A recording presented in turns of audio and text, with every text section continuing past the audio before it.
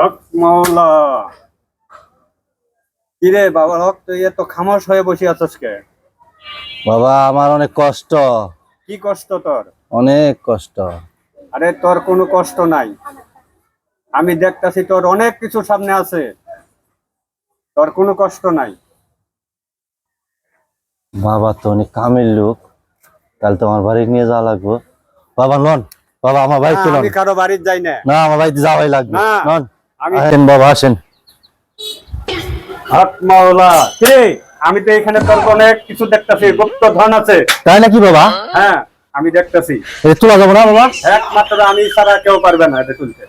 ও আমি এখন ক্ষুধার্ত, আমাকে কিছু খাবারের ব্যবস্থা কর। বাবা আপনি খাবেন? হ্যাঁ। আচ্ছা আপনি বসেন, আমি খাবারের ব্যবস্থা করতেছি। এই জায়গায় বসেন।